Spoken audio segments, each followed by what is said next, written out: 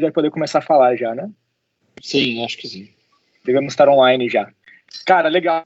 Rodrigo, muito legal estar aqui com você, fazendo essa live pela Prefeitura de Curitiba aí, pelo Vale do Pinhão.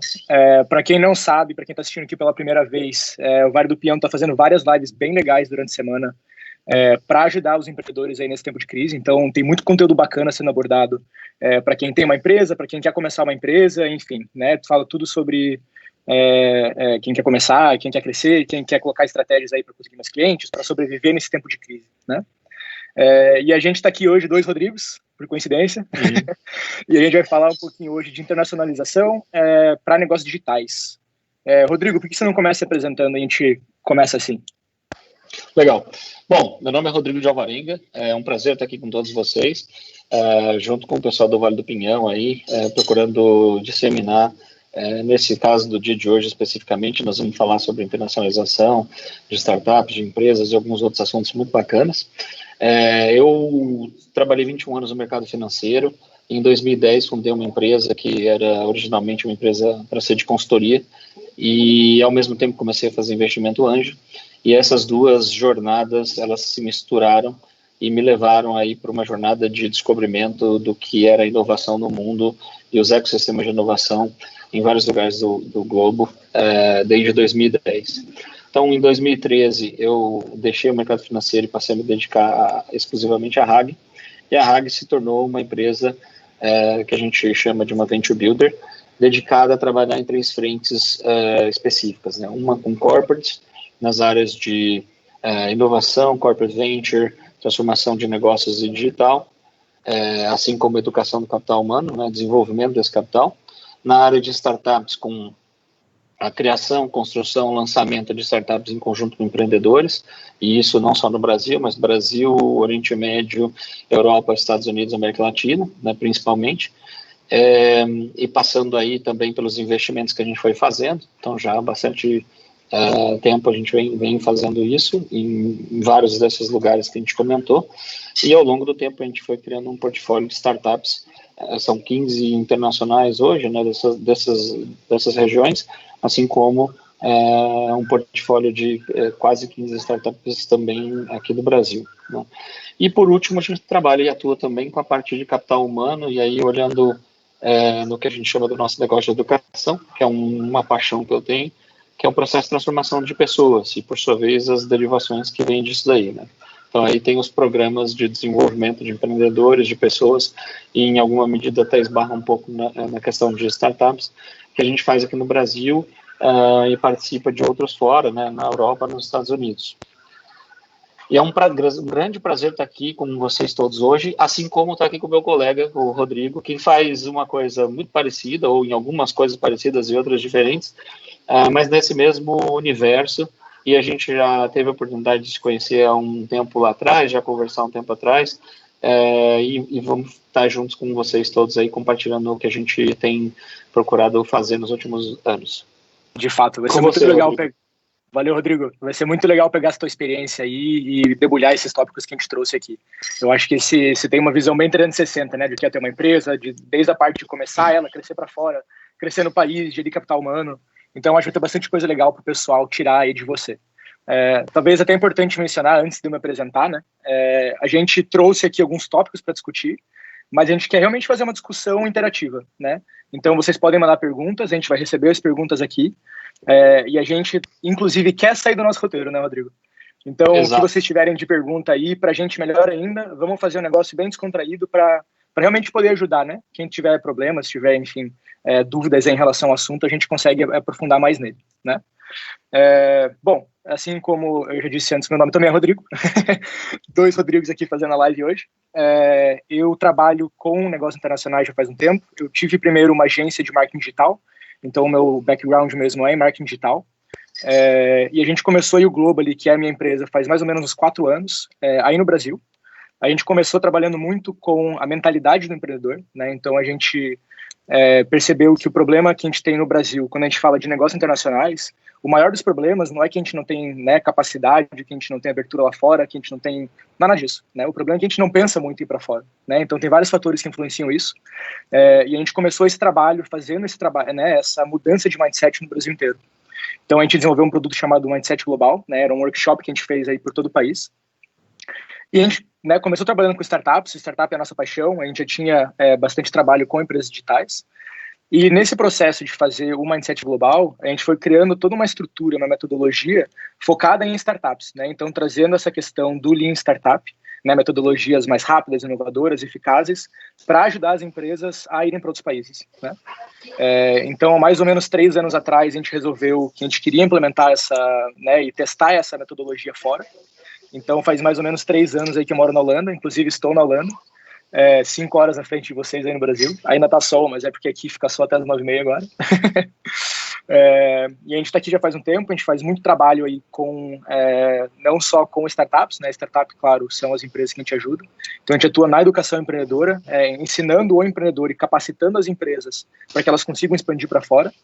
Mas a gente também atua na parte de receber empresas em outros países. Então, a gente faz missões de negócios e programas de soft landing, que é o que a gente chama, né? Então, a gente recebe empreendedores em outros países, não só eu, mas a gente tem parceiros no mundo inteiro que conseguem fazer esse trabalho. E a gente ajuda a empresa a vir para esse país e, claro, se conectar com clientes, se conectar com parceiros, entender o contexto local e o que eles têm que fazer para conseguir entrar de fato naquele mercado, né?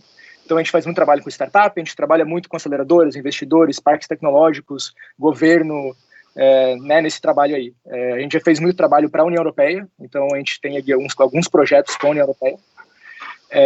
E eu, além disso tudo, também sou professor convidado aqui na Universidade de Haia para falar exatamente de internacionalização no empreendedorismo digital. Então, um pouquinho do meu background aí. Acho que chega de falar da gente, né? O que a gente fez aqui hoje, galera, a gente trouxe alguns tópicos que são algumas das perguntas que a gente ouve com mais frequência em relação à internacionalização, né? Então, são desafios que a maioria dos empreendedores enfrentam, né, em algum momento na hora de expandir. E, claro, alguns outros tópicos que a gente achou que era muito importante abordar. O que eu vou fazer agora, eu vou, né, dizer para vocês aqui quais são esses tópicos. Então, vocês já têm uma ideia bem bacana do que a gente vai falar. Eu vou começar a puxar eles com o Rodrigo, mas, de novo, a gente não quer se ater a eles, né? Então, se tiverem qualquer pergunta, vão mandando para a gente. A gente está super flexível. Se quiserem falar de tópico A, B, C, D, a gente vai se adaptando. Então, os tópicos que a gente trouxe são, primeiro, qual é a hora certa para eu internacionalizar? Né? A gente tem muito essa pergunta aí de quando que eu tenho que começar a pensar nesse processo. A segunda pergunta que é quais são os principais erros, né? Então, o que as empresas que foram antes que eu, quais são os desafios que elas enfrentaram e como que elas conseguiram passar por isso? Como que eu escolho meu próximo país? Bem importante. Quais são as vantagens, né? Isso aqui talvez não seja nenhuma pergunta, mas acho que é bacana de trazer. As vantagens de pensar no empreendedorismo digital, né? Nas empresas que têm esse viés mais digital na internacionalização, né? O que a gente vê de diferença com empresas mais tradicionais. E, claro, compartilhar um pouco de boas práticas e trazer um pouco do cenário que está acontecendo com o corona em toda essa conversa aí, né? Mais alguma coisa antes da gente começar aqui, Rodrigo? Não, acho que se a gente cobrir isso, nós vamos cobrir muita coisa e, além disso, o mais importante mesmo, até mais importante do que responder especificamente essas perguntas, que elas estão aqui, nós construímos juntos aqui para servir como uma espécie de guia, né, para a gente começar a tratar dos temas, vai ser a participação das pessoas. Isso é que vai engrandecer esse bate-papo aqui, vai ser exatamente vão ser as perguntas e a participação do pessoal. Sem dúvida, gostei. Vamos nessa então. Cara, vamos lá, primeiro tópico. Eu ouço muito isso, eu até falei um pouquinho mais já, né? A gente tem a tendência aí no Brasil, a gente não pensa muito em internacionalizar, né? A gente tem essa tendência de achar que internacionalizar é coisa de empresa grande, que eu tenho que ser uma empresa gigante para ir para fora. Claro, vários fatores em relação a isso.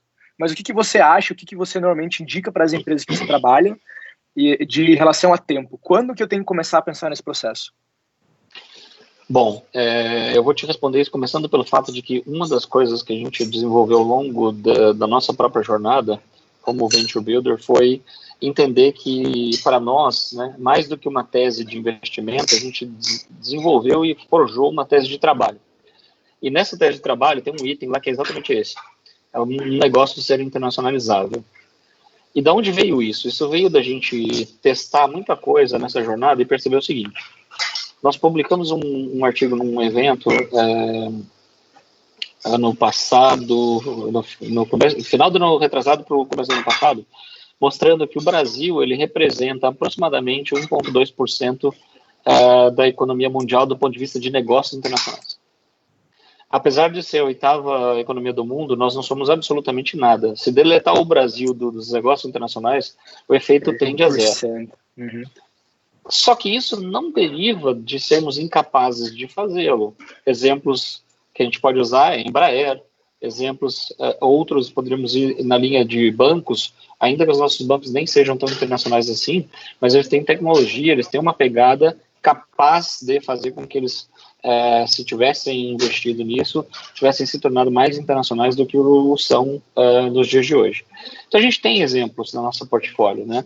Que não sejam exclusivamente aqueles exemplos de commodities. Porque o commodity é um exemplo que deriva de uma disponibilidade de um insumo. Né? Então, no fundo, você tem um insumo cuja demanda interna é menor do que o que você tem disponível e você acaba tendo que achar para quem vender. Obviamente, temos um mérito, uma série de coisas aí, mas é menos complexo do que você, por exemplo, vender um avião. Um avião você tem que produzir com capacidade de concorrer e competir com os demais para poder entregar para o mercado internacional. Então a gente acabou percebendo o seguinte: de um lado a gente tem essa baixíssimo nível de internacionalização, que não deriva da questão de capital nem humano, nem do ponto de vista de incapacidade de negócios, ela deriva de outros fatores. E uma parte desses fatores a gente acabou aprendendo que eles são, de certa forma, emocionais, são barreiras limitantes, né? O índice de brasileiros que falam inglês é muito baixo. Então, quando você pensa em sair do Brasil, se você não fala inglês, por exemplo, já cria toda uma dificuldade de você se ver fazendo negócio fora do Brasil. Nós temos um número de empresas totais, uma participação muito relevante das empresas familiares. Então, se você começa a somar aspectos do tipo, uma empresa familiar, cujo principal dono, fundador, não fala inglês, e levando em consideração que na nossa cultura a gente tem uma desconfiança muito grande dos outros, porque a gente está habituado a ver coisas aqui dentro do Brasil que nos levam a ser um pouco desconfiados, isso cria barreiras.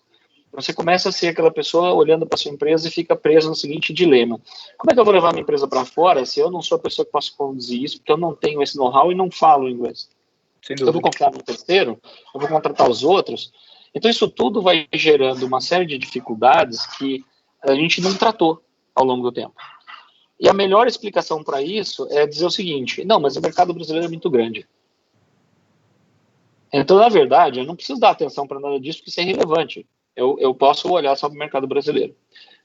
Nas curvas de desenvolvimento das economias, se a gente pegar economias que tiveram pontos de partida parecido com as do Brasil, Coreia do Sul, entre vários outros, tigres asiáticos, etc., você vai ver que estes países que abriram suas portas para uma internacionalização mais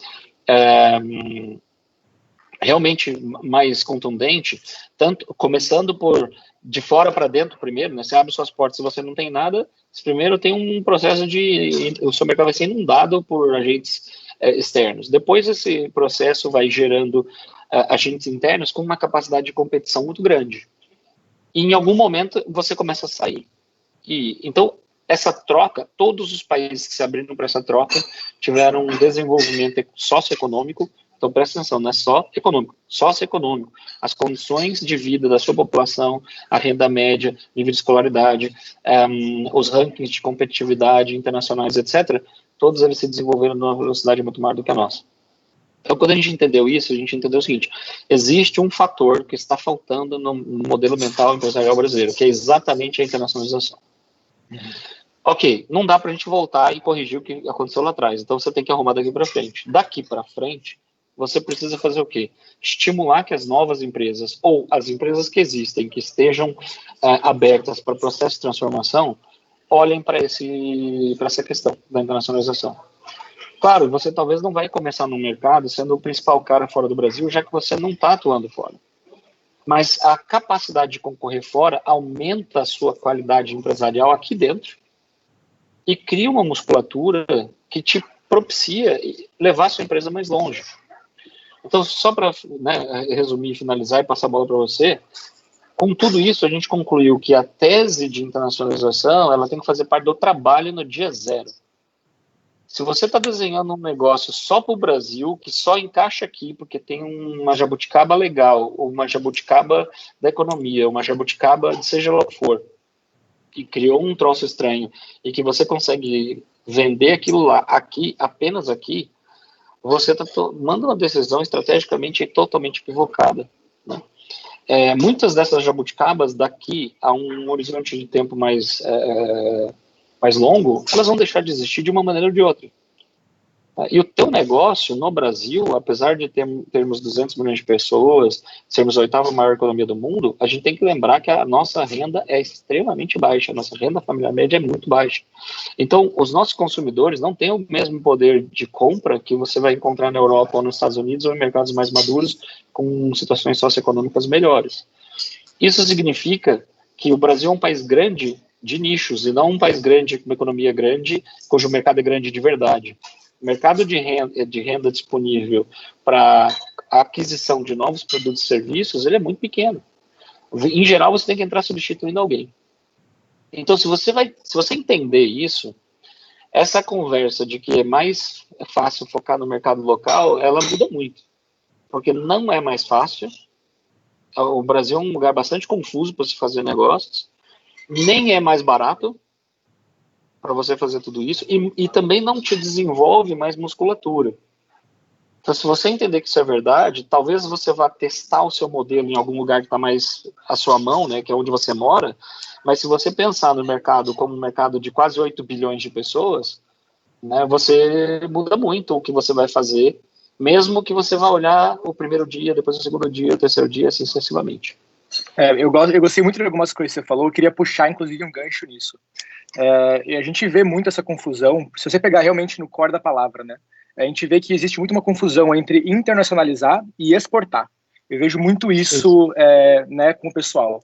São duas coisas totalmente diferentes, né? O que é? Exportar é o que realmente o pessoal pensa, né, quando a gente fala sobre internacionalização, que é pegar meu produto e vender para fora. Simples.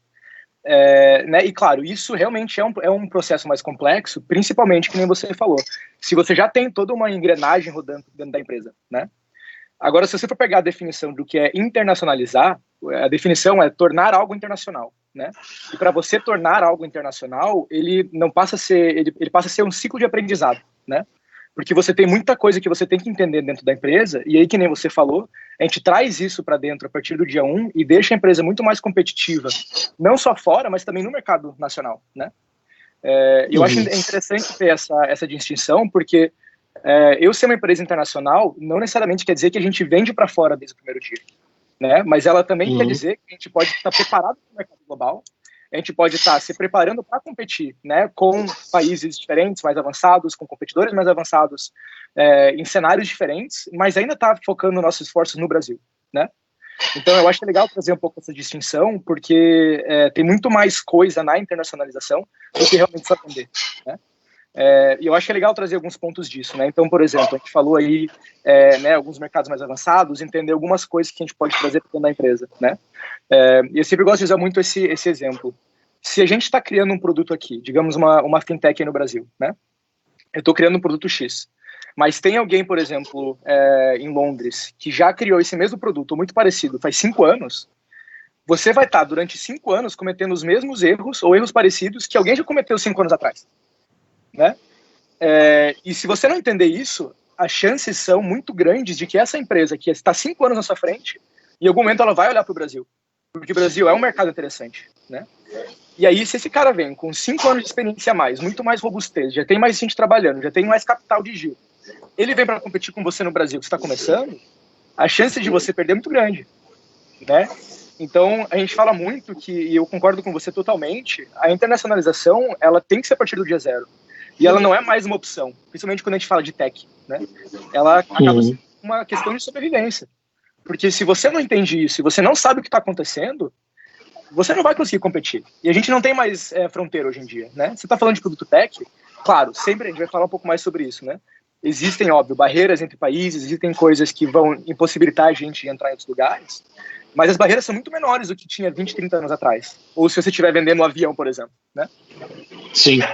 E as barreiras agora para a situação digital, a partir do Covid, elas estão tendendo a zero. Porque um contingente enorme do mercado foi forçado para dentro do digital. Exatamente. Pessoas que você nunca ia alcançar para vender uma plataforma que faz contabilidade à distância lá dos Estados Unidos, eu estou chutando um exemplo qualquer, porque você não ia alcançar empresários no Brasil, porque esse pessoal não estava no digital, todo mundo foi forçado para o digital. Então, se existiu uma barreira geográfica, ela está diminuindo, ela não está aumentando. E a tendência é que continue diminuindo, né? Exato. E até você falou aí um negócio muito legal, né, que é, nesse contexto, você deu o exemplo, né, de uma fintech que vem para cá com 5 anos de experiência a mais e, de repente, ela vai te dar um baile, porque, de fato, mas a legislação aqui é confusa. Ok, mas aprender a legislação aqui é muito mais rápido do que você digerir como você concorre em mais mercados. E aí até eu queria fazer 2 pontos rápidas para passar a bola para você.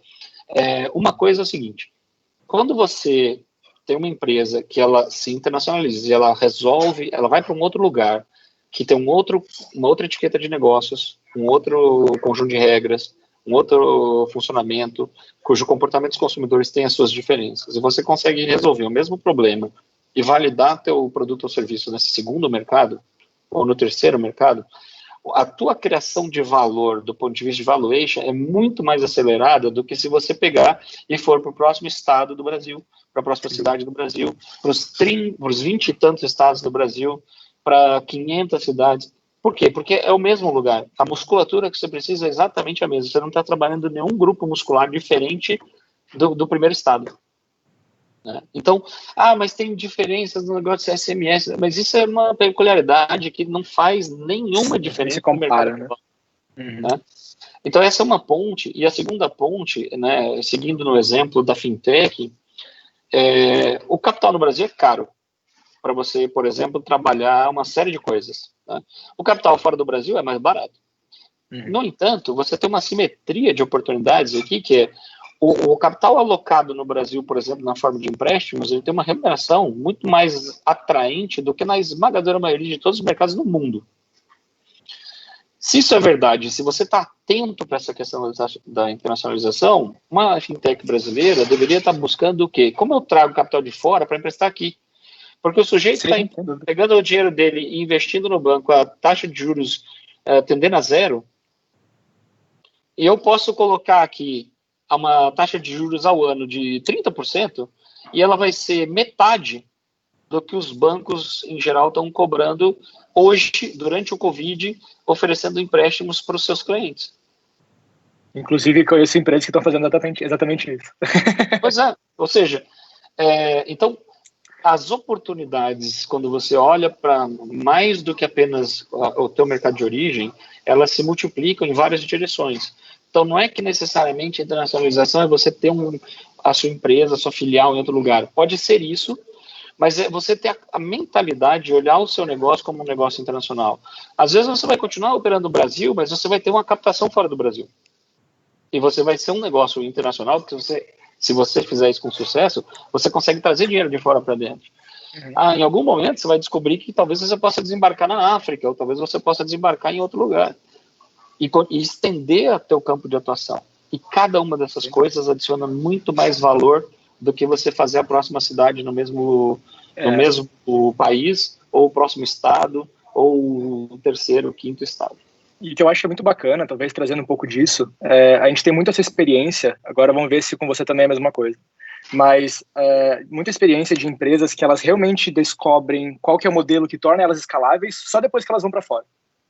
Porque você trabalhar num contexto nacional, você está muito acostumado com tudo, né? Então, você sabe exatamente como tem que fazer, você conhece mais pessoas, é mais fácil chegar no cliente final.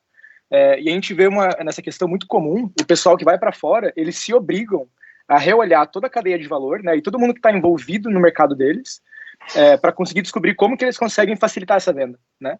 Para, em vez de chegar no consumidor final, talvez encontrar alguém no meio que eles consigam fazer uma parceria, uma joint venture, enfim, né? Das milhares de opções aí. E a gente vê muito frequentemente isso acontecendo só depois que a empresa vai para fora, porque você tem que sair da zona de conforto para conseguir trazer esse conhecimento para dentro, né? Eu não sei se tem a mesma experiência que eu aí nesse sentido. Tenho, e se eu puder, vou citar um caso aqui de Curitiba, inclusive, que possivelmente é conhecido do pessoal que está nos acompanhando. Tem um empreendedor aqui em Curitiba, que é uma pessoa incrível, chama Luciano Calil. Ele já empreendeu várias vezes, em negócios que ganharam tamanhos relevantes, captação de recursos relevantes, etc. Na última startup que ele montou, ele montou uma startup que derivou de mais de 20 anos de experiência dele no mercado, que é uma startup que desenvolveu uma plataforma focada em comunidades, e monetização de comunidades. Esse cara, primeiro, é um cara incrível, né? E além disso, ele fez um negócio muito interessante. O negócio imediatamente anterior a esse, que ele teve, foi um construtor de sites que começou antes do Wix, mas começou aqui no Brasil, só focou no Brasil, não deu atenção para outros mercados, se tornou o maior construtor de sites aqui do Brasil. Ele teve mais de 500 mil clientes, enfim, eles ficaram enormes. Só que aconteceu o seguinte: quando finalmente o Wix desembarcou no Brasil, ele percebeu que ele tinha morrido. Por quê? Porque o Wix trazia de verba de marketing por ano um dinheiro que era muito maior que a empresa inteira dele, né? Uhum. Então, ele percebeu na prática que o modelo que ele tinha poderia ter sido escalado para fora, que ao não fazê-lo, ele assinou o atestado de óbito dele, que ele veio a perceber tempos depois, né? Uhum. Então, o que ele fez? Eles investiram, né, desta empresa, eles criaram condições para criar esta nova empresa. Só que a nova empresa, ele conversou com a gente logo na partida, bem no início, e exatamente colocando o seguinte: Rodrigo, eu aprendi essa lição, agora eu quero fazer um negócio internacional e eu preciso de ajuda, porque eu não sei como isso funciona. Então, a gente embarcou no negócio e trabalhamos com eles a questão da internacionalização. E o mais incrível de tudo é que a empresa, então, ela não nasceu no Brasil, ela nasceu nos Estados Unidos. Toda a parte de testes, validações aconteceu aqui, mas ela nasceu nos Estados Unidos. E todo este processo de nascer fora, ter que lidar com documentação fora, com outro tipo de regramento, tanto do ponto de vista jurídico, como do funcionamento de mercado, da cabeça de investidores, etc., produziu uma série de mudanças e de experiências totalmente novas para eles. Não tanto tempo depois, né? Há poucas semanas atrás, o Calil anunciou a venda da empresa para uma outra empresa muitas vezes maior, no processo de crescimento. Então, foi muito interessante, porque a maior experiência que ele teve como empreendedor, a partir de se expor, fazer a ida para falar com investidores nos Estados Unidos, nós levamos eles lá para a gente ter essas conversas. Foi um aprendizado tão incrível para ele, que ele, na verdade, se tornou um empreendedor muito diferente, e ele já era um empreendedor experiente, né? Então, hoje, né, eu estou citando um caso que é um caso que a gente conhece de dentro, né, porque participamos, fomos sócios e tal, mas existem muitos outros, e os exemplos, eles vão cada vez mais serem transparentes e visíveis para o mercado. Quanto menos você desenvolve a musculatura da tua empresa, menos chance você tem de sucesso a longo prazo. Uhum. Sem dúvida. Eu queria pegar um gancho, inclusive, você começou falando que foi, entre aspas, um erro, né? Ele não ter pensado nisso antes, ele não ter se aventurado nessa questão antes. E eu quero passar para o nosso próximo tópico, senão a gente fica falando aqui para sempre também, né? Mas eu queria puxar isso, então você já pegou um aí que eu acho que é bem importante, né? Então, quais são os principais erros que a gente vê quando o pessoal vai para fora, né? Eu acho que a gente já citou bem claro, que não pensar nisso desde o começo, né? Porque se você não pensa nisso desde o começo, você tem que desenvolver toda a estrutura ou redesenhar toda a estrutura da empresa, né? E a gente vê isso como um huge step back, né? Um limitante gigante, porque tem muita coisa para mudar depois, né? Então, esse ponto eu acho que a gente já deixou bem claro, não precisa mais discutir, né? Mas eu queria trazer alguns outros. Eu vou começar com um aqui e a gente vai vendo como é que vai dar. O que você acha? Vamos embora. Cara, uma das coisas que eu vejo que é o mais bizarro no meu ponto de vista é que a gente assume, né, muitas empresas assumem que o mercado é interessante para elas, resolve colocar todo o investimento dela naquele mercado sem validar as coisas antes. Uhum. Então, a falta de validação e falar, por exemplo, isso é muito comum nos Estados Unidos, né? A gente vê os Estados Unidos, eu acho que no Brasil, como um mercado sonho, né? Óbvio, é um mercado gigante, é um mercado interessante, mas tem muitos fatores que não são só o tamanho de mercado que deveriam entrar nessa conta. E quando a gente acaba fazendo essa decisão por gut feeling, né, que a gente chama, a gente deixa de lado, né? Então, por exemplo, claro, os Estados Unidos é um país sensacional em questão de mercado, não tenho dúvida. Só que ele é tão bom que todo mundo está olhando para lá, né? E quando você vai para lá, você não está competindo só com o pessoal que estava aqui, por exemplo, o pessoal do Brasil, ou só com o pessoal dos Estados Unidos. Você está competindo com o pessoal do mundo inteiro que também está olhando para aquele mercado, né? Sim. E como uma empresa pequena, isso pode ser muito complicado, porque não necessariamente você vai ter a estrutura necessária para conseguir competir lá. E eu já vi inúmeras empresas cometendo esse erro, né? E eu queria saber um pouco mais da sua experiência. O que você vê aí de erros comuns? Talvez expandir um pouquinho nesse aí. Legal. Poxa, isso que você falou foi muito interessante. É verdade.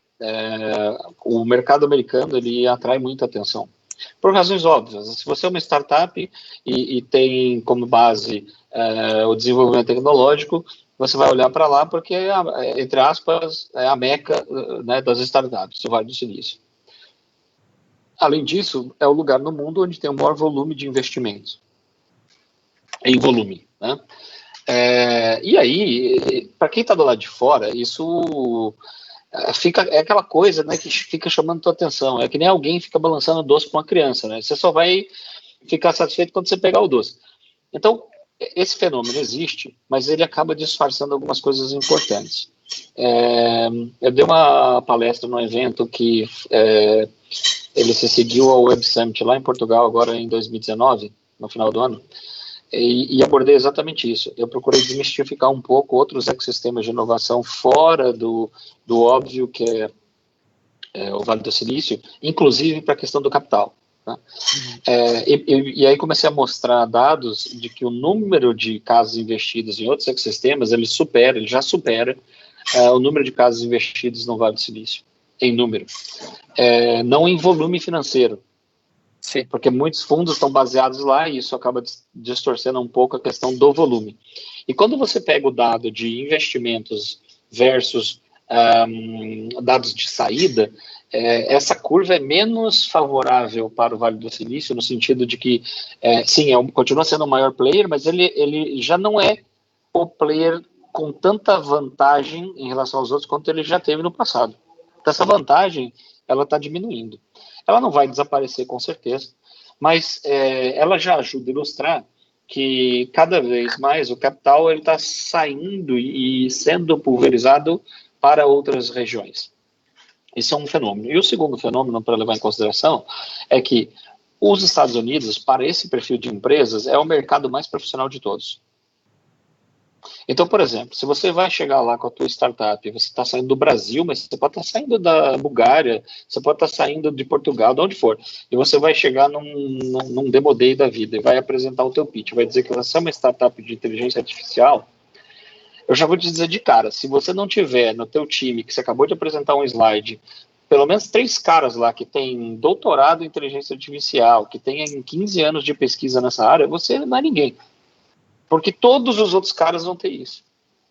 Então, aquelas coisas do tipo buzzwords que a gente usa muito aqui no Brasil e que ainda cola em muitos eventos e que ainda, né, tudo bem, o pessoal ainda não tem um nível de precisidade tão alto, lá fora, especialmente nos Estados Unidos, e ainda mais em particular se você estiver indo para o Vale, se você estiver colocando buzzwords no seu discurso, você vai ser massacrado.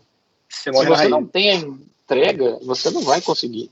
Então, esse é um mercado que, sim, a depender do que você vai fazer, ele, sem dúvida, é a maior economia do mundo, é uma economia bastante pujante, ela tem uma renda familiar média alta, e essa renda é destinada para uma série de consumos, tem um índice de uso de produtos digitais altíssimo. Então, com certeza, é um lugar muito interessante. Agora, não é um lugar para totalmente principiantes se você não tem uma entrega, de fato. É um lugar mais difícil para você começar. Você até pode fazer isso, mas você vai precisar aprender muito depressa para sobreviver. Eu achei legal. Na outra ponta, só para fazer um parênteses, na outra ponta, a Europa é um mercado que tem um modelo mental bem diferente. E é bem interessante porque o americano é extremamente pragmático e focado em negócios, e o europeu ele tem um viés mais de relacionamento.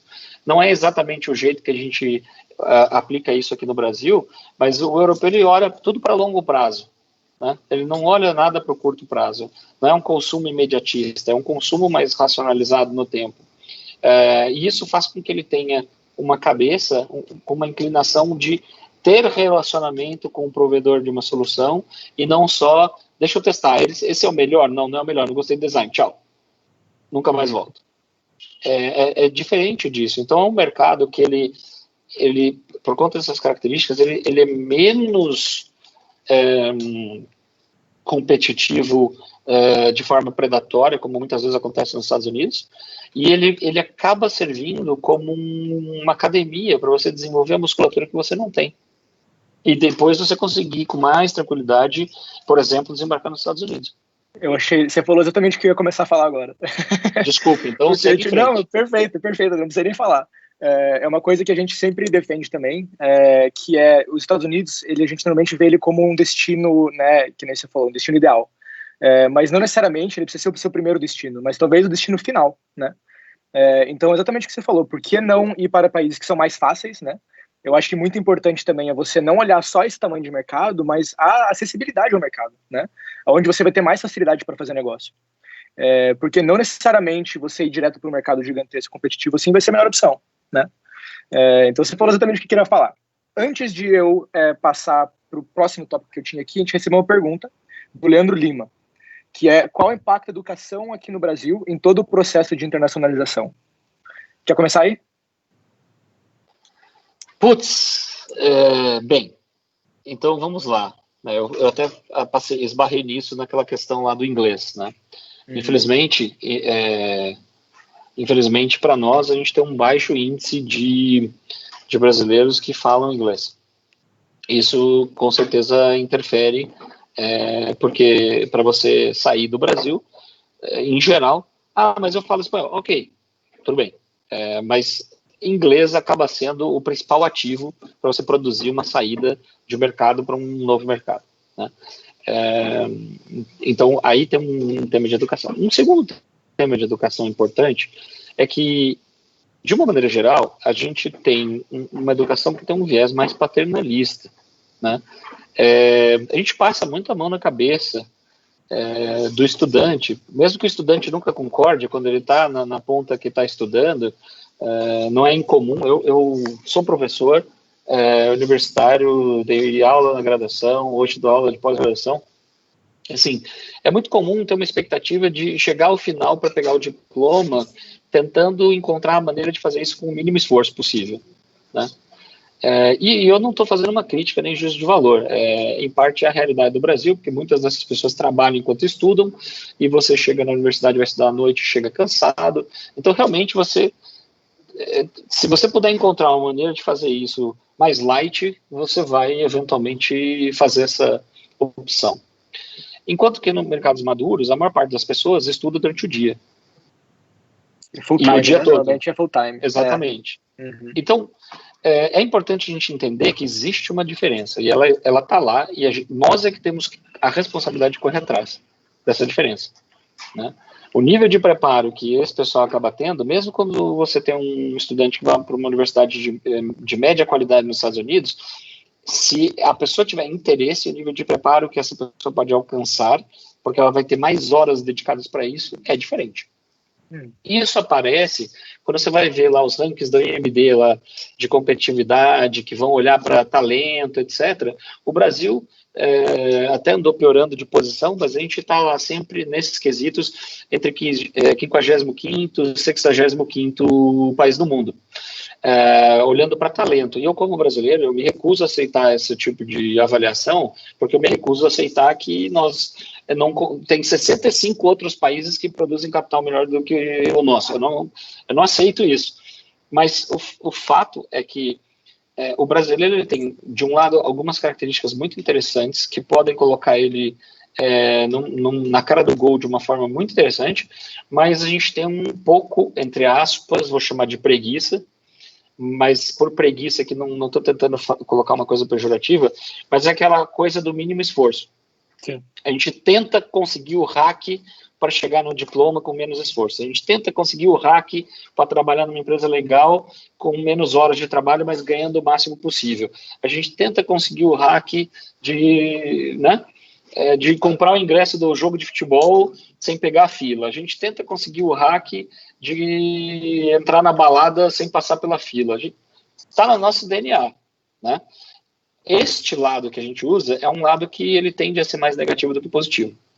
Por outro lado, se a gente aplicar este mesmo comportamento somando isso a uma vontade de fazer acontecer, uma vontade de executar e uma disposição de aprender, essa nossa flexibilidade, a nossa inventividade, a nossa criatividade são 3 coisas que são difíceis de encontrar em outras culturas.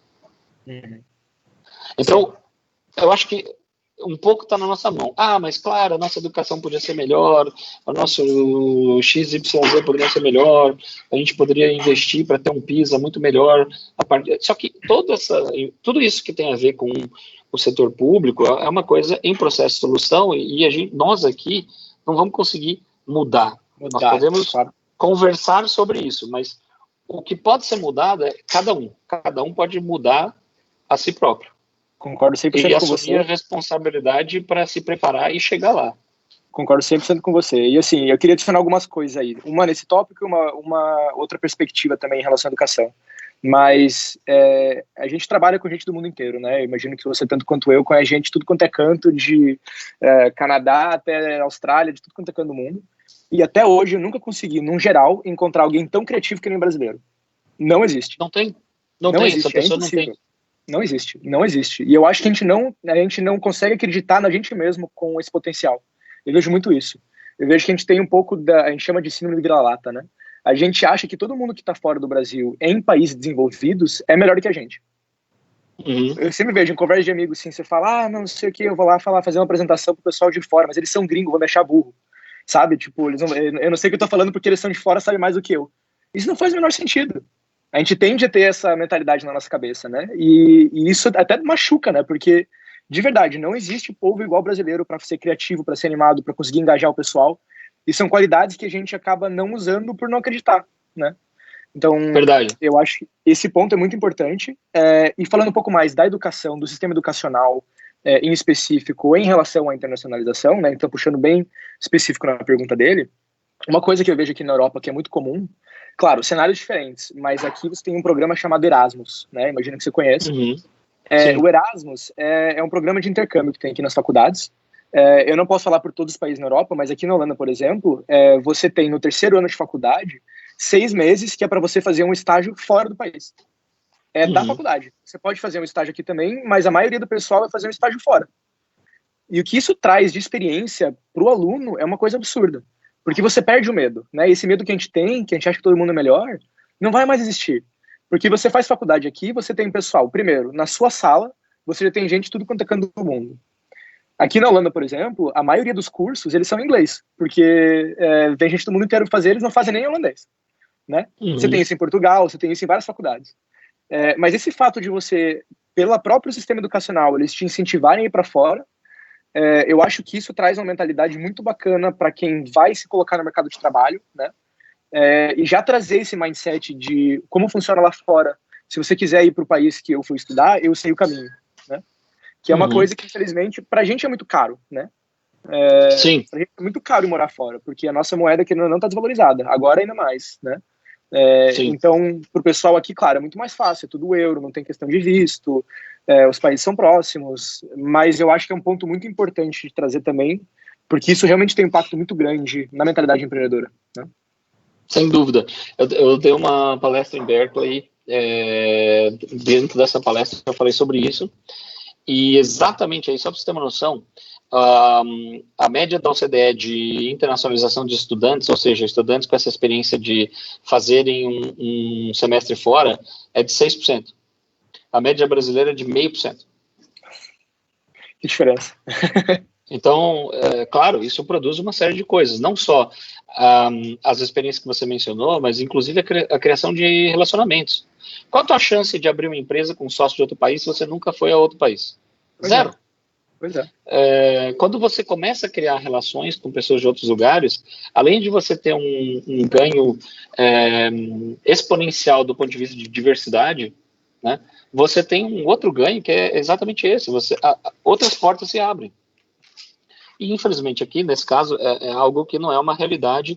Até houve aí, né, há um tempo atrás, uma iniciativa que teve esse objetivo, né, de aumentar essa taxa de internacionalização de estudantes via o semestre fora, mas esse programa acabou durando um espaço de tempo relativamente pequeno, e não teve, talvez não só não teve continuidade, mas também não alcançou o objetivo pretendido. E uma das barreiras foi exatamente o inglês, porque muitas vagas não foram ocupadas exatamente porque você não conseguia pessoas que tinham um nível necessário de inglês para poder terem a bolsa para ir para fora. Então, ou seja, mas eu deveria aprender inglês no ensino do público. Essa discussão não interessa, porque se você tem interesse, hoje você tem N ferramentas para aprender inglês sozinho, se eu quiser. Né? Tem um fenômeno na educação que está sendo chamado de lifelong learning, que é um entendimento de que os dias de hoje e os dias que virão estão trazendo de forma muito premente a necessidade de você aprender constantemente daqui até morrer. Não é mais uma questão de você ir para a universidade, tirar um diploma e pronto. Garantir entrar num grupo aqui que tem emprego, né, tudo tranquilo. Depois isso migrou para pós-graduação, e depois foi para o MBA. Hoje, as habilidades estão mudando, então, em constante e profunda transformação, né, os skills que são necessários, e isso tem forçado um processo de aprendizado que alguns chamam de nano degrees, outros chamam de nano-aprendizado, mas que no final quer dizer o quê? Você ia aprendendo pílulas, né, de maior ou menor tamanho, de acordo com aquilo que você vai precisando ao longo da sua carreira. Né? E as carreiras hoje, elas também são multidirecionais. Né? Você não tem mais necessariamente aquela trava de que eu fiz engenharia, então, portanto, vou ser engenheiro e vou trabalhar com engenharia. Tem uma série de empresas, aqui em Curitiba tem um exemplo, o Ebanks. O Ebanks contrata pessoas das mais diversas formações para mexer com os mais diversos assuntos, sem necessariamente olhar, você se formou em recursos humanos, então você trabalha na área de recursos humanos. Isso já não importa mais para eles. Né? E esse fenômeno está sendo intensificado. Só que tem uma questão importante aí, que é a seguinte: cada indivíduo precisará entender e absorver isso como sua própria responsabilidade, como seu ato de protagonismo e de rebeldia, assumindo para si mesmo a responsabilidade e a gestão da sua própria vida. Né? Não vai ser uma coisa de depositar essa expectativa no Estado, qualquer que seja o Estado, de qualquer cor, não interessa. Vai ser uma coisa assim, quem eu quero que tenha essa responsabilidade? Eu tenho. Sim. Então eu vou resolver do jeito A, do jeito B, do jeito C, do jeito D, do jeito E. Vai ser pela internet gratuito, vai ser com aplicativo, vai ser um curso, não importa. Mas cada indivíduo precisa resolver isso. Né? Sim, cada vez mais fica individualizado, sem dúvida. Hoje, eu diria para você o seguinte, a experiência de você ter, não é uma viagem para o exterior apenas. Viajar para o exterior é legal, turismo é bem legal, mas no momento a gente nem está podendo. Mas o X é o seguinte: se você puder fazer uma experiência internacional para estudar um semestre fora, esta é uma experiência que ela adiciona um valor que é muito superior a você. É a história de eu tenho um negócio, eu vou para o próximo estado. É a mesma coisa, eu tenho um diploma aqui e vou para o próximo diploma. Não é que o diploma daqui não tenha valor, muito pelo contrário, a gente tem universidades muito boas aqui no Brasil, excelentes. Né? Só que tem coisas que daqui você não vai conseguir ter a experiência integral. Então, eu fortemente recomendo, se você tiver condições, né, você tem que se preparar para passar um semestre fora. Em vez de comprar o carro, você para seu dinheiro, cara, vai passar um semestre fora e volta sem o dinheiro. Mas esta experiência enriquece muito porque quebra essas barreiras. Todas essas crenças limitantes que a gente tem, elas desaparecem. Sim. A minha experiência pessoal foi exatamente essa. Eu fui morar fora para estudar quando eu tinha 22 anos, e foi a minha primeira viagem internacional, e aquela viagem mudou minha vida, porque mudou a minha percepção de mundo de uma tal forma que tudo que veio depois foi diferente. Eu seria outra pessoa, não estaria fazendo o que eu estou fazendo agora. Tudo na minha vida seria outra coisa se eu não tivesse tido essa experiência. Eu acho que, além do nome, a gente é a mesma pessoa de experiência, porque comigo foi exatamente a mesma coisa. Eu acho engraçado. Até antes de eu ir, eu não fazia ideia, né, nunca pensei que ia trabalhar com negócios internacionais, nunca, nunca, nunca. E foi passar um ano, eu fui pro Canadá, no caso, né? Passei um ano no Canadá e depois disso eu voltei falando, eu preciso trabalhar com isso. Porque a troca de experiência com pessoas de outro país é tão enriquecedora que eu não consegui me imaginar fazendo mais nada. Eu só tô aqui por causa disso hoje, né? Então, é uma experiência muito bacana, eu concordo com você. Eu acho que quem tiver a oportunidade tem que abraçá-la aí mesmo. Então, bom, Leandro, obrigado pela pergunta aí. A gente falou bastante, espero que tenha ajudado no que você queria saber. Pessoal, quem quiser mandar mais pergunta, vai mandando. A gente está aqui batendo um papo, né? Então, o que você quiser saber, o que tiver curiosidade, se quiser saber de um assunto específico, fale pra gente que a gente vai continuar o papo aqui. Pega a sua pergunta e vamos mudando o rumo da conversa. Antes de eu mudar de assunto, eu queria trazer só mais um erro que eu acho que é muito comum. E eu vou te contar esse erro com uma experiência pessoal minha. Já me falaram muitas vezes que aqui no Brasil a gente tende a ser meio indireto, a gente não fala muito o que a gente quer falar, que a gente é meio ensaboado, né? Eu já tinha ouvido falar isso várias vezes. E eu não tinha entendido isso até hoje, né? Até então. E eu lembro que quando eu resolvi sair daqui, eu acabei indo para a Alemanha, parei na Alemanha, fui fazer umas viagens, parei na Alemanha para fazer uma reunião com um cara, e eu queria apresentar um projeto que eu tinha, né? E eu fui para a cidade dele, que é Leipzig, que é um pouquinho para baixo ou para cima de Berlim, agora eu não lembro. E eu fui lá só para falar com esse cara. Então, eu fiz toda uma viagem para ir lá só para falar com ele. Quando eu cheguei lá, comecei a apresentar o projeto e falei, então, a gente está querendo fazer isso, a nossa proposição de valor é essa. Não deu 5 minutos de conversa. 5 minutos de conversa, ele me parou, ele falou, Rodrigo, teu projeto é muito bacana, mas não faz o menor sentido para mim. É melhor você ir para a tua próxima reunião. E lembro que na minha cabeça, eu fiquei pensando que desgraçado, porque eu vim até aqui só para falar com ele e ele não ficou 5 minutos comigo na conversa, né? Só que na cabeça dele, ele tava pensando exatamente o contrário. Ele pensou, o Rodrigo veio até aqui só para falar comigo, eu não vou deixar ele ficar falando comigo por 1 hora porque ele pode usar esse tempo de maneira melhor. E eu saí de lá muito puto. Eu não sei isso, né? Eu saí de lá puto, xingando ele pra caramba, coitado. E não deu 20 minutos que eu saí da reunião, eu recebi um e-mail falando assim, Rodrigo, pena que não funcionou pra gente, mas aqui tá uma lista de pessoas que você pode conversar que eu acho que vai ser interessante. Então, esse choque cultural é uma coisa absurda e eu vejo muita gente se ferrando por causa disso. E a gente subestima isso, porque a gente realmente não acredita que tenha tanta diferença, né? Então, eu acho que esse é um ponto muito importante. A partir do momento que você pensa em ir para fora, isso é uma coisa que tem que ser levado em consideração. Eu não sei se tem alguma experiência assim que nem a minha, se você concorda. Putz, nossa, acho que uma lista gigante de histórias. Mas eu vou contar o seguinte, então.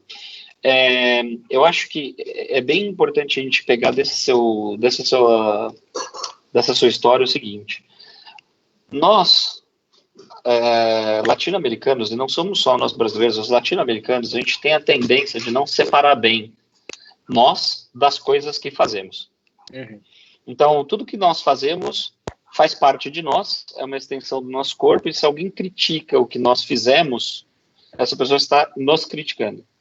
Essa é uma maneira que a gente tende a ler tudo que acontece. Então, você vai lá e faz um projeto e vai apresentar para o teu chefe critica, aquilo mexe emocionalmente com você, porque, afinal de contas, bom, mas é o meu projeto, eu pus várias horas, não sei o que, etc.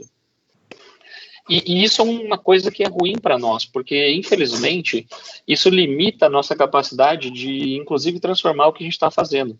Quando você cria um projeto, vai apresenta para alguém, essa pessoa percebe rapidamente que aquilo não faz sentido, além do respeito ao seu tempo e te dá mais tempo para falar com os outros, isso que você narrou no Vale do Silício acontece bastante, as pessoas ajudam você quando não encaixa para elas muitas vezes te ajudam, te apontam alguma direção, te dão alguma dica, e você captura isso e melhora o que você está fazendo.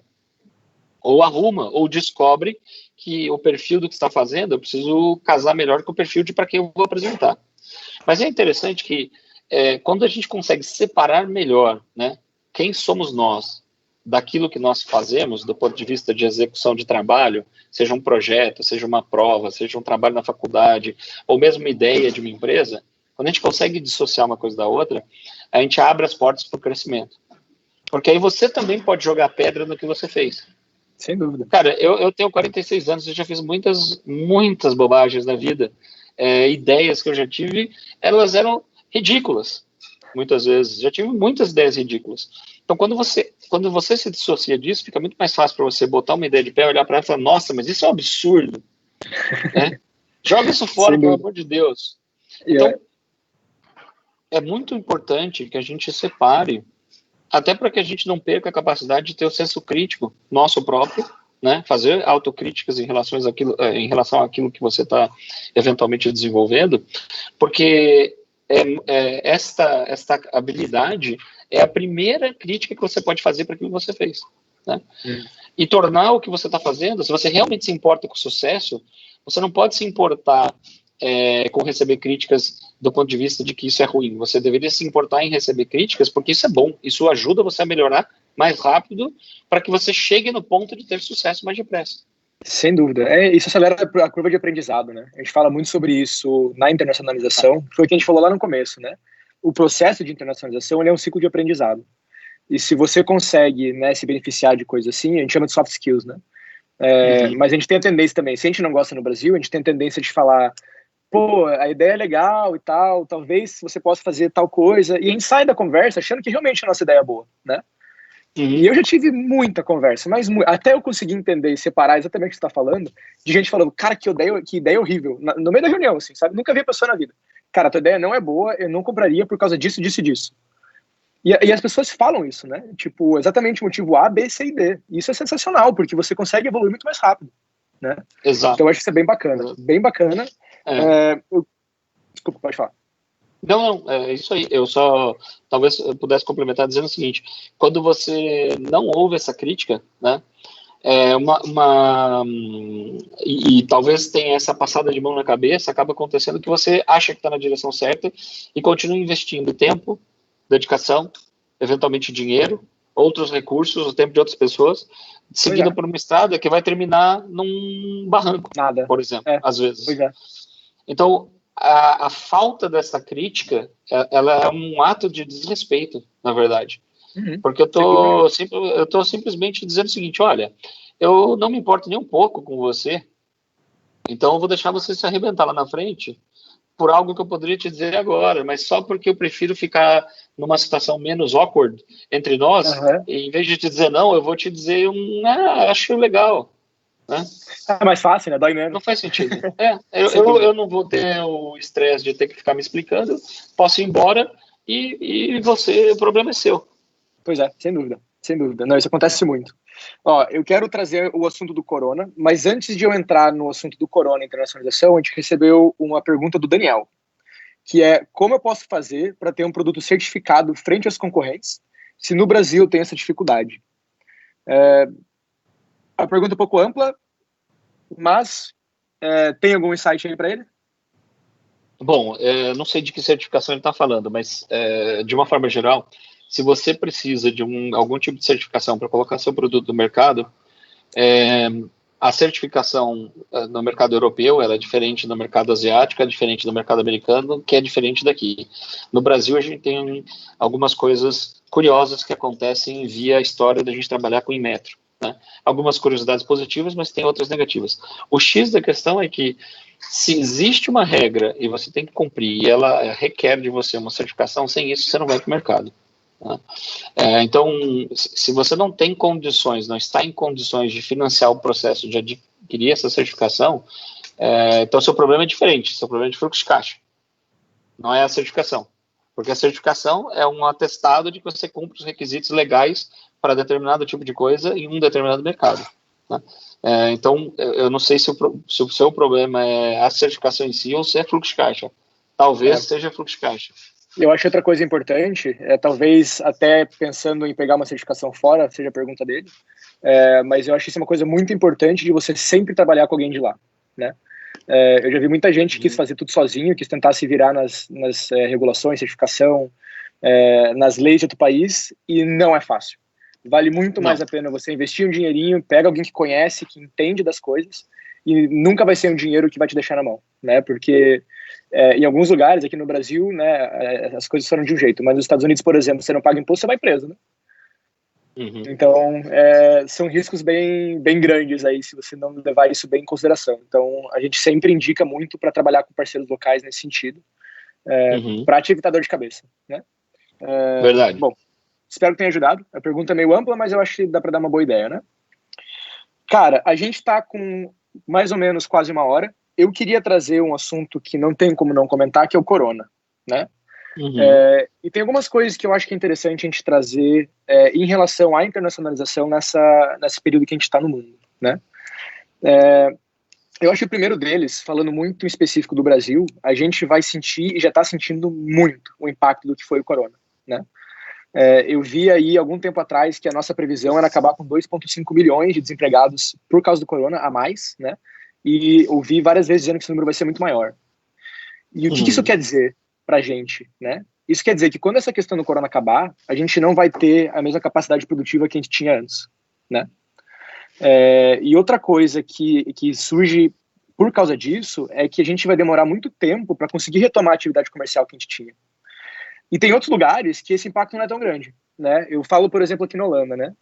Eles conseguiram aprovar aqui um subsídio que o governo paga até 90% do salário das pessoas das empresas de quem foi afetado pelo corona, dependendo do quanto de fluxo de caixa você perdeu.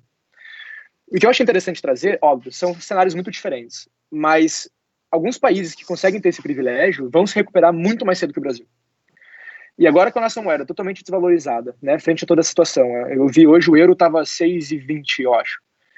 E, sei lá, 2 anos atrás estava R$3, né, 3 e pouco. Eu acho que tudo isso começa a mostrar que mais do que nunca a gente tem que olhar para fora.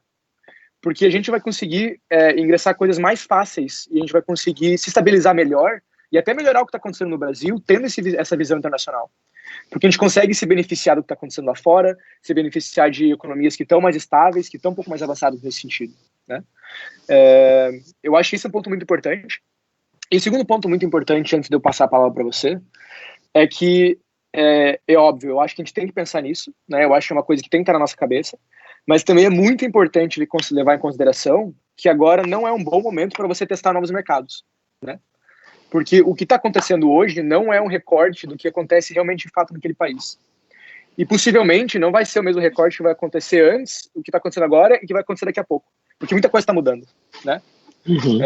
Então a gente está conversando com muita gente, trocando muita essa ideia com o pessoal por aí. E a nossa conclusão, quero até saber o que você acha, é que agora é um momento ótimo para a gente planejar coisas, né? Mas realmente não é um bom momento para você colocar um investimento e falar, vamos para fora, até por causa de risco, por causa desse cenário, enfim, né? Então, são alguns pontos que eu acho importante levantar e eu queria saber a tua opinião. Bom, vamos fazer só um pequeno corte aqui, vamos esquecer por um momento o Covid e vamos olhar como as coisas eram antes do Covid, certo? Nível de competitividade da economia brasileira baixo, né? Capacidade de competição das empresas brasileiras, na média, baixa, participação nos negócios internacionais, baixa, uma série de questões estruturais, né, como nação, por fazer, né? Então, nós já tínhamos um conjunto de desafios, independentemente do que aconteceu com o Covid, a serem resolvidos aqui. Desafios que outras economias do mundo já tinham vencido ou já venceram há muito tempo. O Covid aconteceu e a atenção de todos, por razões óbvias, migrou para esta situação e para seus desdobramentos. Agora vamos fazer um fast forward, né? Vamos imaginar o seguinte: resolvido o problema do Covid, o que vai acontecer? Cada país, na pior dos mundos, volta para a sua máquina original, certo? Entra no carro original que representa a capacidade da sua economia funcionar, competir, etc. E dá a partida e segue. Então, nós, pensando como nação, vamos voltar, no mínimo, para o carro que existia antes, somados aos problemas e aos custos todos dessa fase do Covid. Que isso vai acontecer com todo mundo, né? A nossa capacidade de absorver isso é uma, e a capacidade de outras economias de absorver isso é outra. Então, isso é importante a gente ter em mente. Ou seja, sim, nós vamos ter um delay de tempo aí para nos recuperarmos maior do que outras economias, você tem toda a razão. E isso tem a ver já com as questões, premissas básicas da nossa economia, né? Se a gente começar a adicionar aí alguns outros aspectos que aumentam a complexidade, isso só tende a se intensificar. Então, sim, a nossa economia vai levar um tempo maior para se recuperar. Sendo que a gente já tinha um atraso para resolver, em relação a questões importantes e estruturantes da nossa economia. Então, a gente tem um problema que vai ser um pouco maior do que apenas o problema do Covid. Ele vai ser o Covid, mais os problemas que já tínhamos, né, e temos que achar uma solução. Trazendo para o universo das empresas, o que acontece agora é que, de uma maneira geral, as empresas tiveram sua receita afetada, a maior parte delas afetada negativamente. Alguns setores específicos tiveram sua receita afetada positivamente. Os custos, portanto, né, eles estão comendo do seu faturamento uma parcela muito maior. Em alguns casos, você tem empresas cujos custos se tornam maiores do que a receita. E a depender de uma série de outras coisas, essas empresas já cortaram ou estão cortando ou vão cortar pessoas. Quando você corta pessoas, você gera um efeito macroeconômico que é a queda da renda. E a queda da renda desacelera o consumo. Então, diante desse quadro, né, não vai ser nada fácil. A gente tem que entender que o desafio que o Covid trouxe para a mesa é enorme. A única, e aí é uma opinião particular, a única trajetória possível, capaz da gente lidar com tudo isso daí, de uma maneira a aumentar a chance de sucesso, é a gente entender que este evento ele tem que servir como um catalisador para um processo de transformação. E aí essa transformação vai acontecer em diferentes níveis, né? Um nível é a transformação na nação, temos coisas importantes a resolver, e aí vamos trazer para o nível específico das empresas, que são as transformações nas empresas. Então você falou de planejar, você está certíssimo. Temos a dificuldade de lidar com o dia a dia e com essas realidades derivadas do Covid, temos, mas se não aproveitarmos esse tempo para repensar os nossos negócios, para transformar os nossos negócios, para preparar um negócio mais forte, mais capaz de lidar com as novas realidades que estão derivando do que está acontecendo agora, para absorver um aprendizado todo decorrente de lidar com o Covid e aplicar isso de uma outra maneira, para entender como que a gente faz para transformar nossas empresas para que elas adquiram as habilidades necessárias para lidar com um mercado mais digital. Nós vamos jogar fora uma oportunidade incrível. Sim. E vamos voltar para um Fusca num universo completamente novo e diferente, né? Então, até quero frisar, né? Transformação digital não é sobre você comprar uma plataforma nova para fazer um serviço qualquer, também não é sobre você começar a usar as mídias digitais para fazer marketing. Transformação digital e de negócios é sobre você repensar o seu negócio, a estratégia do seu negócio e entender o que você precisa ser, como você precisa ser, para gerar valor para o seu cliente, seu usuário, e de que forma você encaixa tecnologia, inovação, marketing, comunicação, etc., para essa nova realidade. E coloca tudo isso para funcionar em busca de um resultado. Os tempos, o Covid está servindo como um catalisador para muita coisa, e mais as discussões vão migrar para uma discussão de prosperidade ao invés de lucratividade. Prosperidade é um conceito inclusivo e abrangente. Lucratividade é um conceito excludente. A minha lucratividade. Se eu lucro, até a própria palavra tem essa conotação que muitas vezes é negativa, vista por muita gente como uma coisa negativa, significa que eu tirei alguma coisa de você. Prosperidade tem a ver com outro tipo de conceito, né? É possível que a minha empresa prospere enquanto você também prospera, que está consumindo alguma coisa da minha empresa. Então, se eu tive um resultado porque você comprou de mim alguma coisa, você teve um resultado que adveio do produto que você comprou. Então, tem uma relação que precisa ser uma realidade, não é só o discurso do marketing, mas é uma realidade de entrega de valor. Muita coisa está mudando ao mesmo tempo. Então, ninguém vai sair dessa crise se não aproveitar esse momento para entender qual é o processo de transformação que você precisa criar na sua empresa. É uma ilusão achar que as coisas vão voltar para o normal, para aquele normal que você conhecia, e que você vai fazer o que você fazia do jeito que você vai fazer e você vai sobreviver. Isso não vai acontecer. Talvez aconteça por algum tempo, mas as transformações são tão profundas que eu, se fosse você, não apostaria a sua empresa nisso. A minha empresa, por exemplo, eu não aposto nisso, mas eu não recomendo que quem quer que seja aposte a sua empresa nisso. As mudanças no perfil de consumo estão sendo muito drásticas, tem setores de atividade que não vão ser reativados com tanta velocidade assim.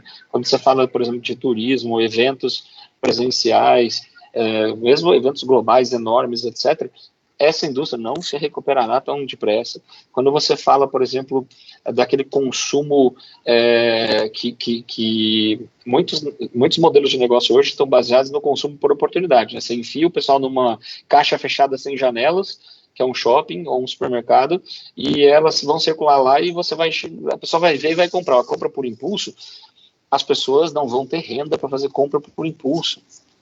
Tem um monte de coisas aí que estão mudando. As pessoas estão adquirindo um senso mais crítico relacionado à questão de subsistência, do como consumir e o que consumir usando seus recursos que ficaram menores.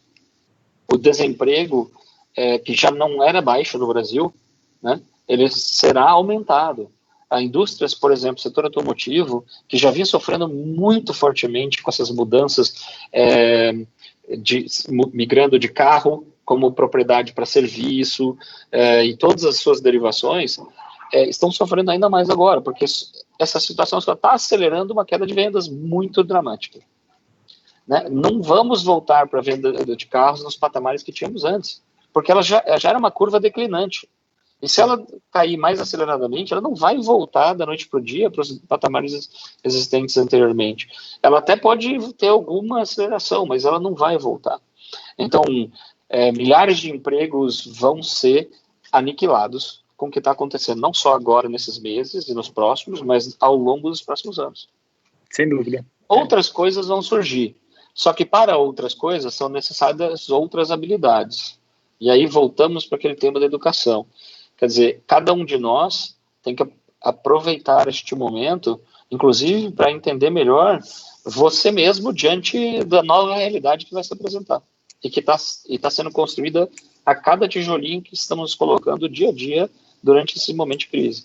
Então, se você está planejando ser a mesma pessoa pós-crise, o seu problema já está aí, já começou mal. Se você está tentando estender esse conceito para a tua empresa, você está duplamente ferrado, porque você está tentando fazer uma realidade que não tende a ser, nada indica que essa realidade é viável, e você está, de certa forma, tentando tapar o sol com a peneira. Sem dúvida. Então, um período de transformação, quem sabe depois dessa live de hoje, aí, o pessoal leve em consideração a internacionalização também como parte dessa transformação, como parte de uma estratégia de sobrevivência mesmo, né? Tudo que a gente conversou. Eu acho que isso é bem claro. E olha só que interessante, né? Vou fazer um dado muito simples, né? Qual é o total da população no mundo que fala português? Se não me engano, é o quê? 3%? 300 milhões de pessoas aproximadamente. Qual o total da população no mundo que fala inglês? Estimativamente 1,5 bilhão. Então, assim, mas eu não gosto de inglês, eu não gosto dos Estados Unidos, eu não gosto dos americanos, sei lá, isso aí, tudo isso é irrelevante. Pensa no seguinte, como empresa, se você só fala português e só atua no Brasil, o seu mercado é 200 milhões de pessoas, menos todos aqueles que não estão no nicho do que você vende. Sim. É um mercado minúsculo, perto de 8 bilhões de pessoas quase. Né? Se você vende para todos os países de língua portuguesa, então você pode chegar num mercado de 300 milhões de pessoas. Continua sendo um mercado que, à luz do total da população mundial, não chega a 3% do total. Então, as realidades, elas precisam ser entendidas sobre outra ótica. Se você fala inglês, se a sua empresa fala inglês, se ela é capaz de resolver em inglês, seu mercado, pelo menos numa premissa básica, ele aumentou de 300 milhões para 1,5 bilhão. Mais os 300 milhões que você já fala. Logo de cara, né? Pois é, logo de cara. No mínimo, você já pegou a sua capacidade de abordar mercados e levou do menos de 3% para 25% da população mundial. Menos aqueles que não combinam com o que você está vendendo. Mas, ou seja, você tem que maximizar. Então, internacionalização, ela precisa passar a ser uma pauta presente nas empresas, nas discussões na cabeça da empresa, conselho de administração, sócios majoritários e fundadores, C-level, a depender, né, de como a empresa está organizada. Se essa discussão não acontecer lá, ela não vai acontecer por baixo, né? Ninguém internacionaliza uma empresa de baixo para cima. Isso é de cima para baixo. A cabeça entende que isso é importante, decide e começa um processo de implementação.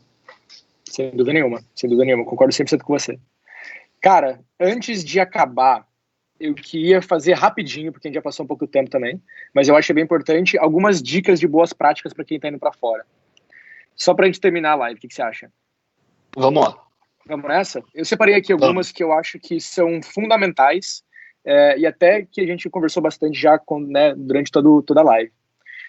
Eu acho que, primeiro de tudo, até porque a gente está falando muito de negócios digitais, de startup e tudo mais, eu acho que é muito importante você trazer esse conceito de startup, de você colocar um produto no mercado logo, testar, validar se faz sentido, para depois implementar, na internacionalização. Então, quando a empresa está indo para fora, a gente sempre defende, incentiva muito você validar novos mercados, que nem uma startup, entender um pouco como que funciona, entender um pouco da dinâmica do mercado, ter essas pequenas sacadas antes de realmente colocar um investimento muito alto. Eu acho que essa é uma dica que eu queria trazer. Segunda, escolher direito o seu mercado, então que a gente falou dos Estados Unidos, da questão de oportunidade, de custo, de competição, de capital, principalmente como uma empresa digital, uma startup, a gente tem poucos tiros, a gente tem pouca munição. E dar um tiro errado pode ser fatal para a empresa. Então, acho que isso é um ponto muito importante que tem que ser trazido também. Outra coisa que a gente falou na questão do certificado, se adequar às normas locais e não ter o medo de investir nisso e estar preparado para conseguir vender naquele país. Falando de burocracia, de legislação, enfim. Eu acho que isso também é fundamental. E o meu último, só para acabar, se preparar. Então, planejar, sentar, tudo isso que a gente conversou agora, para onde a gente vai, como é que a gente vai fazer, colocar linhas, colocar KPIs e seguir um plano de fato sem ter que fazer tudo meio correndo, que nem a gente vê bastante aí. O que você tem de mais aí para adicionar? Olha, então não vou repetir, vamos falar de alguns, acho que alguns outros que podem complementar. Eu diria o seguinte, não vá sozinho. A primeira coisa que mas Rodrigo, você trabalha com isso, então você está dando um conselho meio estranho. Não é estranho, não vá sozinho, porque você vai, não pode ser uma aventura. Isso precisa ser um negócio, uma decisão da empresa que precisa ser implementada de forma profissional e empresarial, focando resultados. Então, se você vai fazer uma coisa que você não está habituado a fazer, o que você deve fazer? Procurar alguém que entenda disso, que possa te apoiar. Então, esse é o melhor conselho que eu posso dar, e como item 1, não vá sozinho. Então, se você tem um problema de saúde qualquer e vai fazer uma cirurgia, você não vai fazer a cirurgia com o padeiro, você vai no melhor médico possível que resolve aquele problema que você tem para resolver. É a mesma coisa. Mas isso é muito caro. Não é uma questão de ser caro, não é caro. São serviços que existem em diferentes intensidades, de diferentes prestadores de serviço, mas não importa. Procure ajuda primeiro. Pelo menos faça uma primeira estágio com algum apoio para que você possa encontrar o melhor caminho e depois siga sozinho, se você tiver que seguir sozinho. Então, eu recomendo que a primeira fase, que é estudo do mercado, entendimento do mercado para onde você vai, e o ponto de partida, você não faça sozinho. Segundo, você deve ir ao mercado que você pretende, onde você pretende desembarcar, e ter alguma experiência lá, não do ponto de vista de turismo, alguma experiência de negócios, e fazer uma visita, entender. Pode ser uma feira, nem sei quando as feiras vão voltar. Não pode ser uma feira. Feira é um ambiente totalmente comprometido, porque todo mundo que está lá está tentando vender ou comprar alguma coisa, e você precisa ir conversar com as pessoas. Então, encontre alguém que possa levar você para ter algumas conversas com potenciais clientes, com potenciais fornecedores, para você entender como é que o pessoal vê o mercado, como é que o pessoal vê a tua empresa, se eles conhecem, se eles não conhecem, você apresenta a empresa, ouve críticas, sugestões, etc. Isso é uma experimentação, você está tentando ter alguma experiência ali antes de efetivamente cair de cabeça ali. Tá? Sim. E a terceira coisa importante, você vai ter que estar preparado, isso falando para donos de empresa, você precisa entender que isso requer investimento. Você vai ter que colocar um dinheiro nisso. Esse dinheiro vai ser despendido na forma de você ter um apoio externo no processo, ou na forma de você ter uma equipe interna, ou numa combinação dessas duas coisas. Você vai ter outras investimentos necessários para o processo acontecer, né? Ah, mas isso é muito caro. Ok, então aí o problema é uma questão de fluxo de caixa. Talvez você não tenha o caixa no momento.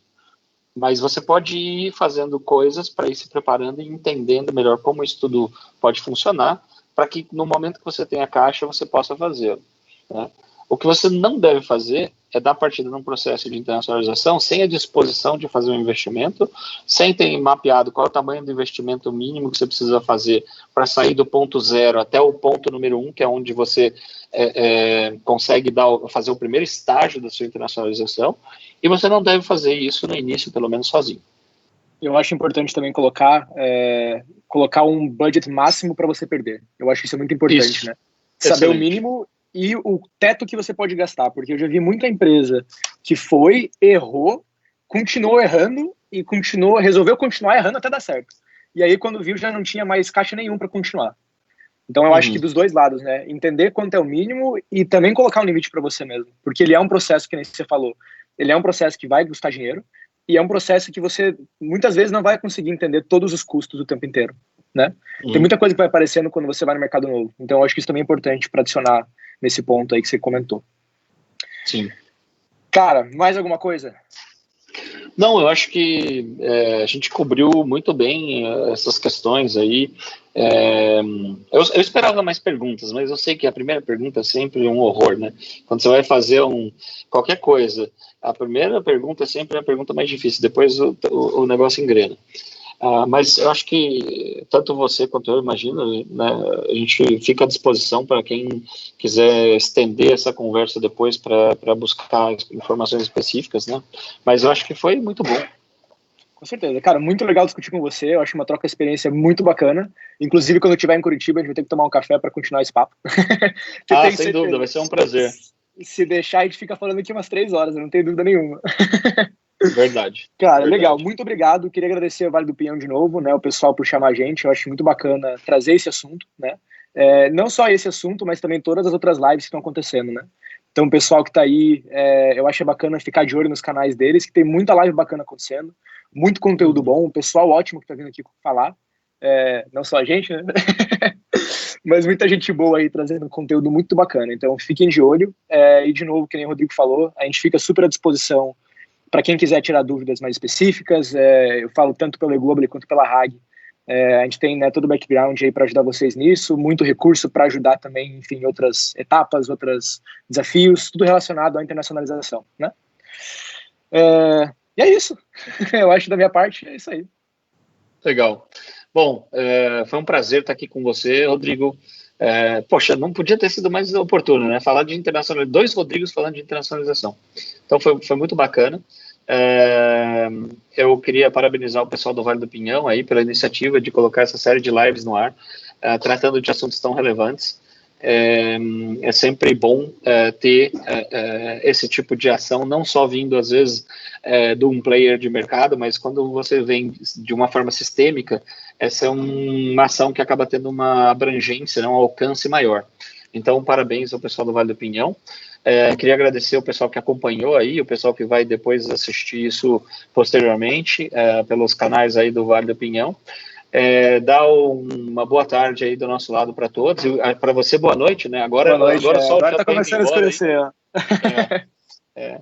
E é isso, se a gente puder contribuir de alguma forma, ficamos todos à disposição lá na RAG também, e tenho certeza que você e teu time aí, sem dúvida. Com certeza. Valeu, gente. Um abração para todo mundo aí, bom resto de semana. Legal, obrigado, um abraço para todos.